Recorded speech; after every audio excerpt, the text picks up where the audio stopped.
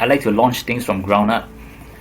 So learning to work with one another, I think, is very challenging, but I think fulfilling at the same time. Today, the team, we sort of able to find a way to work around, work with each other.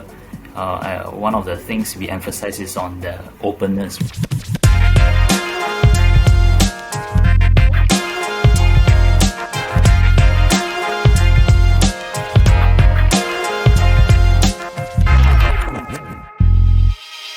Startups is really, like Landor, it's really solving hard problems, like what you just mentioned, right?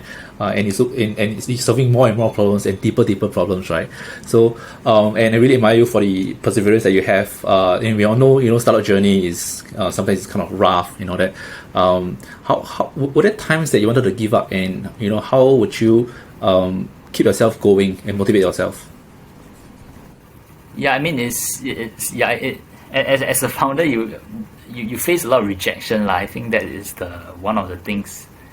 All these problems, depending on your persona, I do find it a bit exciting. I think my co-founder, Jason, he was from Lazada, right? When he came in, he thought, hey, this is just going to be another marketplace like Lazada. He's using some of the piece of knowledge which he did, right, very effectively with us.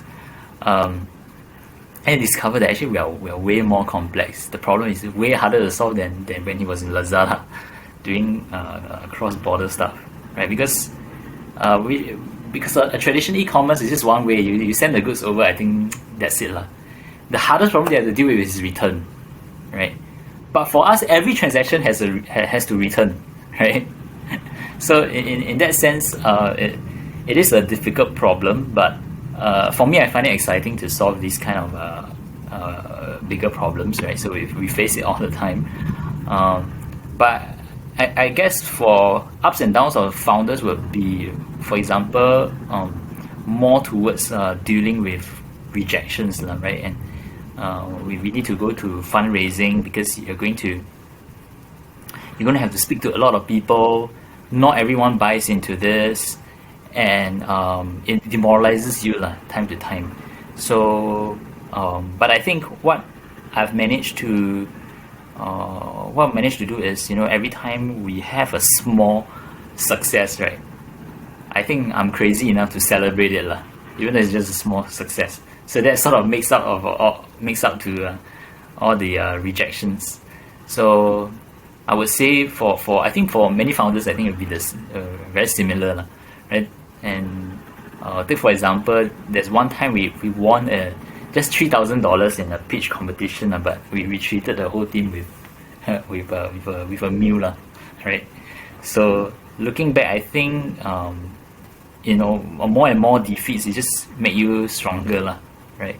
And I mean, to be honest, I do think that it's a privilege to actually be to be able to people launch a company, and also I think that's one of the things that we take for granted.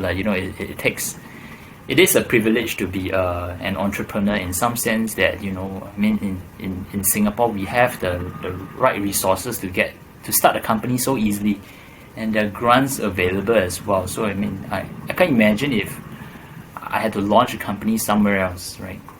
Yeah, thanks for sharing your insights. Definitely, the government has played a huge part, in the startup environment in Singapore for the past 5 to 8 years, man. Yeah. Let's talk about growing a startup, right? So, having a right product also involve having the right team, right? So, just now you mentioned about your hiring your key leadership. How do you go about hiring this key leadership to grow the team to join you in this mission?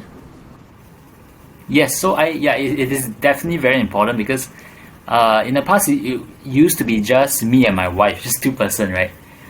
Who was my co-founder. Then you realize that you have to do everything on your own, and you sort of cannot do everything well.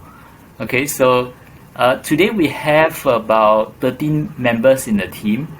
I think 11 of them are actually hired by myself, and I think that what we're trying to do is to hire to build a sort of like a launcher team where we are aligned. We are able to align on some of our vision. So you can imagine to hire 11 people is not just talking to 11 people. I think probably I would talk to 100 people to be able to find the right 11 people. So I think since last October, we sort of hire one person a month, right? Just talking to a lot of people. And this year we put our team together. I think since June, I think we finally put a good team together. And then we are entering the phase where everyone is learning how to work with each other. With people coming in from tech startups, with people coming in from corporate environment, right? So and then they sort of need to learn. With people coming in, for example myself, with people coming in from those bigger tech companies, right? So although it's not corporate culture, the culture is different from. If you, for example, my background, I like to launch things from ground up. So learning to work with one another, I think, is very challenging, but I think fulfilling at the same time. Today, the team, we sort of able to find a way to work with each other. One of the things we emphasize is on the openness, right? I mean, the way we communicate each other. Because of the virtual setting, it does affected us a little bit, right? Sometimes I discovered at some point there were communication breakdown at some point. Then we realized once Singapore was ready to open, we went back to office on a hybrid mode. And I think that sort of helped. We were able to sit down with that person to talk about certain things. So I think it's important that everyone has the same understand what's the company's values, mission, and vision. So this is what we are building at the moment. So, and because how early we are, this 11 people, we tear down all walls of hierarchy. So work as equal. We do have to say that, hey, this guy is a COO or CMO, but internally it's all torn down. The COO could be talking to the customer this Sunday, having to do customer service, for example, right? And we create that opportunity that people you have to, even whatever level you are, you have to know, you have to cross department, right? So this is where we are at. I think it's very important, and I can definitely see that with a good team, then you can move a bit further, right? Because I have been in that situation where it's just one or two person, right? We just cannot move. Yeah. Yep, true. I think there's a saying, right? You can go fast with one person, but you can go far with a team, right? Of strong individuals together. Yeah. Let's talk about openness. Just now you mentioned about openness. In this whole, virtual working, probably, right? How do you encourage openness in the company? Yes. So I think because I was able to hire everyone on my own, so I sort of know the persona and personalities, the background, but within team members they don't exactly know that.